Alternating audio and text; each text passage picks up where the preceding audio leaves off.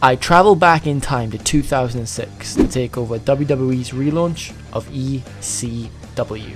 2005 saw the release of the Rise and Fall of ECW DVD, which was so popular, WWE ran One Night Stand in 2005, a show dedicated to honouring the defunct Philly promotion.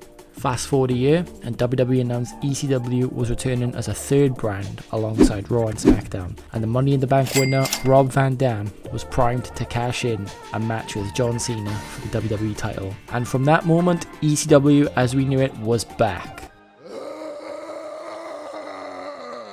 Here's where I come in, arriving back in June of 2006 to take WWECW in a different, more faithful direction.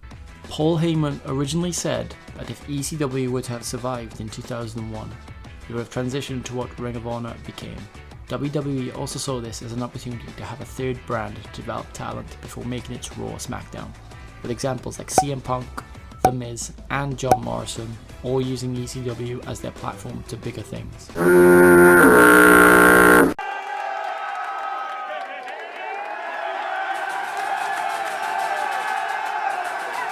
So, here's what we've done.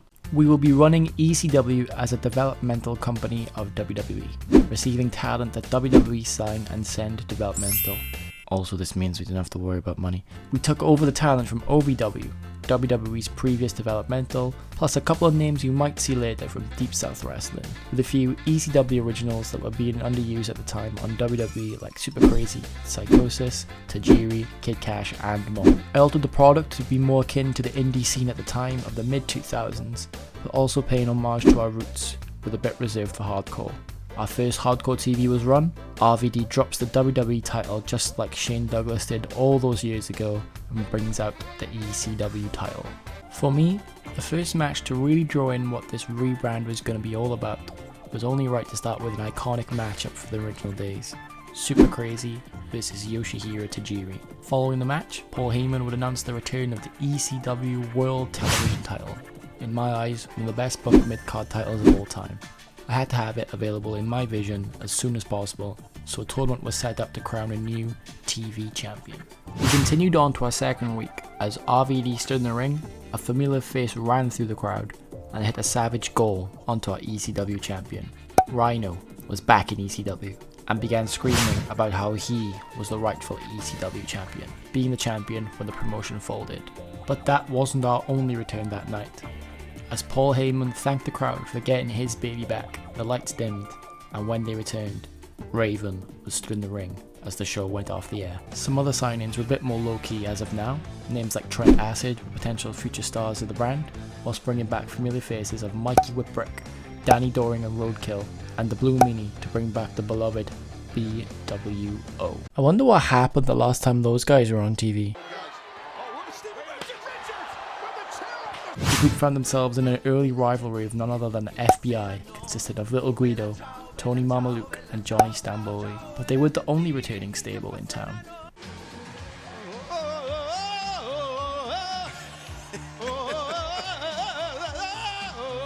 Team Taz was back in full force, Taz announcing his new protege as Elijah Burke, and in Taz's head, future world champion. He's backed up by returning Rodney Mack, big muscle for the group, and Taz would spend each week running down the former ECW names, saying Burke was going to take them all out. Coming to week 3, Heyman had one more signing to announce, also making the first time WWE signed a talent for me and sent them down to developmental.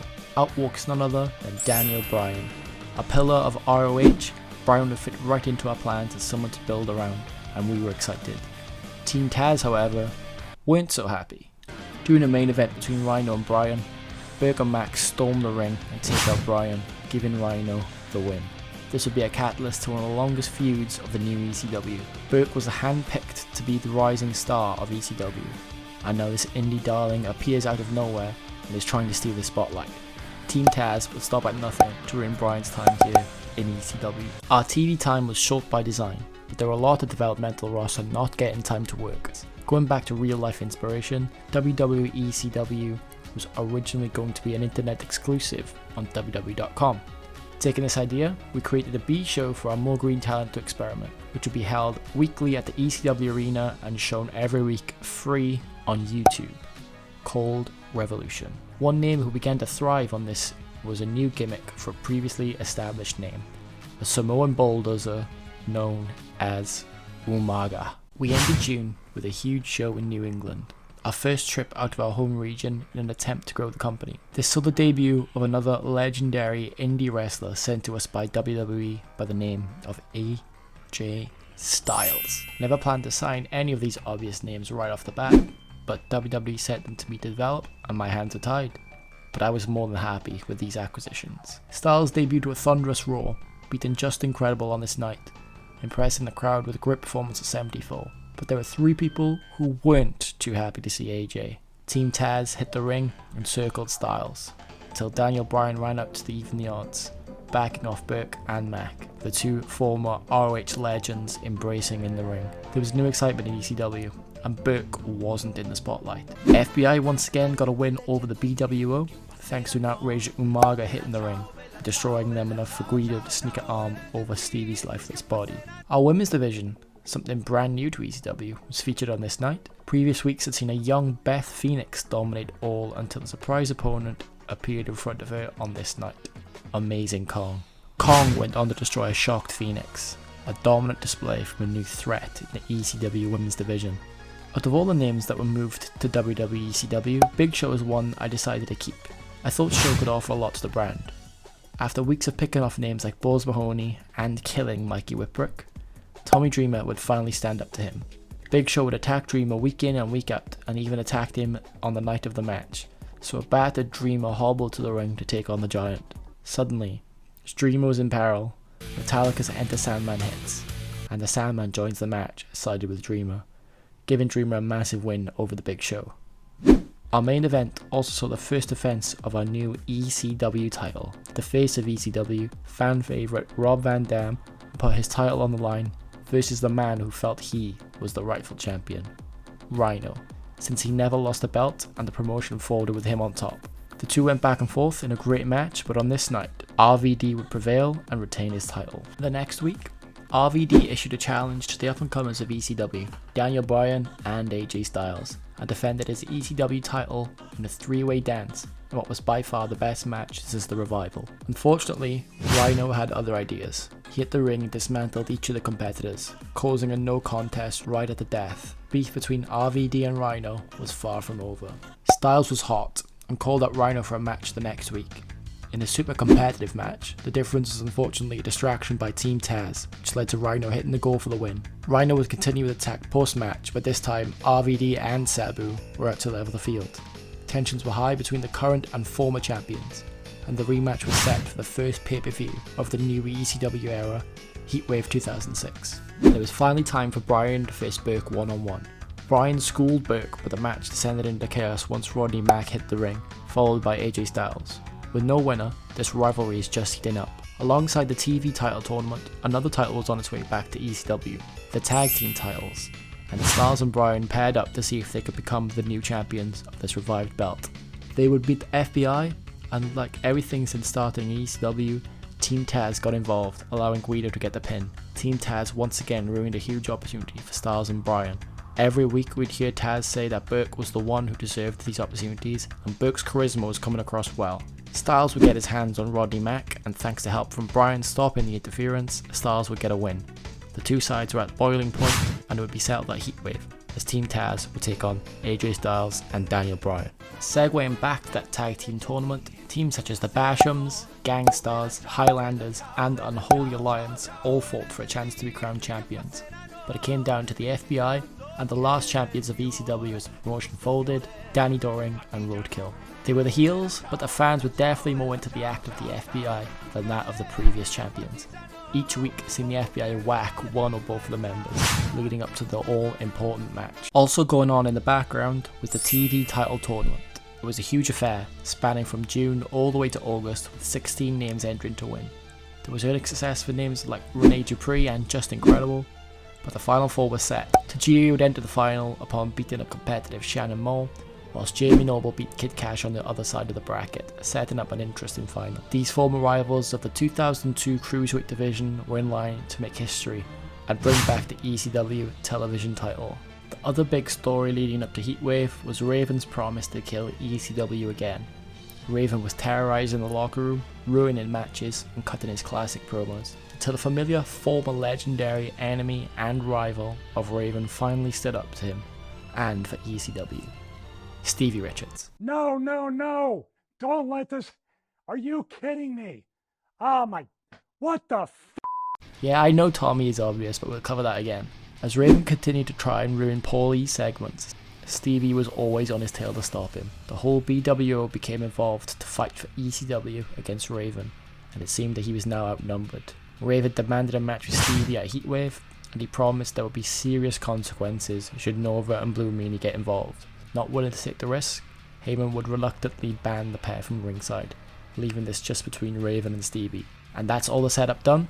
Let's get into how the first pay-per-view went down. Selling out the Hammerstein Ballroom, the very location where ECW was revived a year ago, the place where RVD defeated John Cena, would be home to the first ECW pay-per-view in 5 years. And we opened with a match to crown our new ECW Tag Team Champions. A match that original ECW saw many times, but the stakes seemed higher tonight. It was to be an incredible comeback story for Doring and Roadkill, who had been out of work in mainstream wrestling since ECW closed.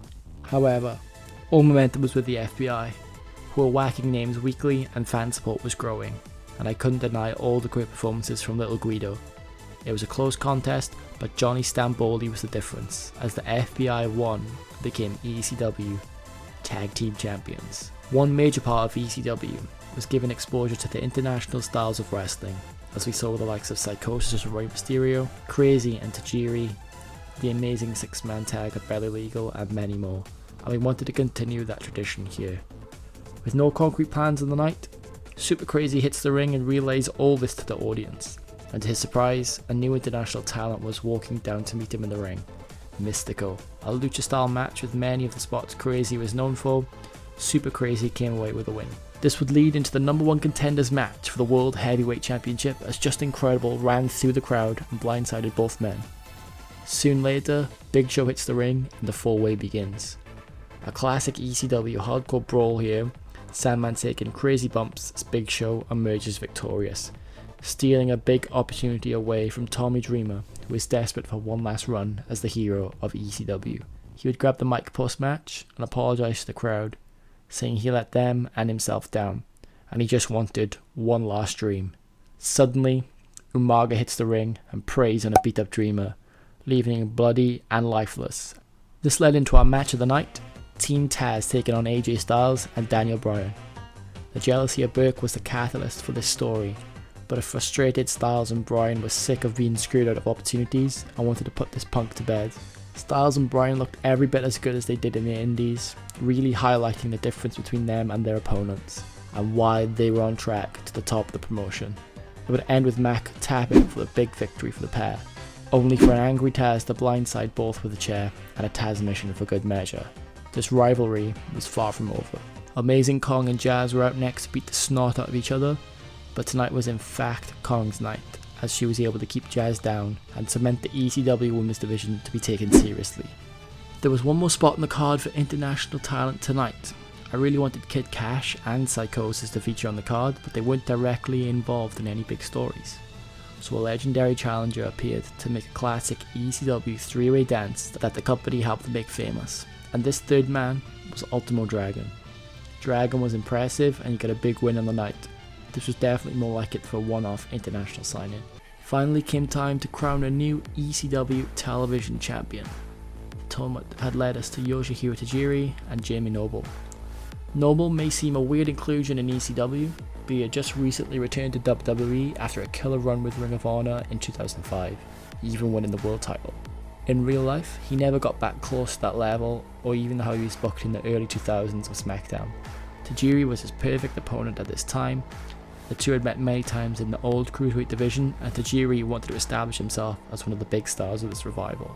There was a lot at stake, and in the end, it was Jamie Noble who was crowned champion. The fate of ECW at stake, Raven promises to kill ECW once and for all, but Stevie Richards is standing up for Paulie and for the fans. He's not going to take away Stevie's final chance to be a star. With Nova and Meanie banned from ringside, this was a bloody affair. Stevie was on top and set to win until two men run from the crowd and attack Stevie. The hoods come down and the crowd erupts. It's Christopher Daniels and CM Punk. Those cheers quickly change to boos as the two align themselves with Raven, before Raven delivers a final DDT to Stevie for the win. Raven has backup and is primed to do serious damage to Paulie's baby. Then we get to the main event. A huge meeting with big ramifications for the future of the brand. Champion RVD won the biggest match of his career in this building a few months ago, the catalyst to the revival and rebirth of ECW. But an angry, bitter beast wants to take it all from him. Rhino was never beaten for the ECW title, but failed his first attempt to reclaim it. A huge rematch for ECW's first pay-per-view back. A crazy back and forth match with all the classic spots you would expect from these two greats. Rhino found himself with all the momentum.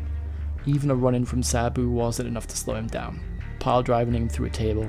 But the fans chanted hard for the whole effing show and rallied him up to his feet, hitting a devastating Van Daminator and Frog Splash to retain his title. Heatwave 2006 was done and ECW was back.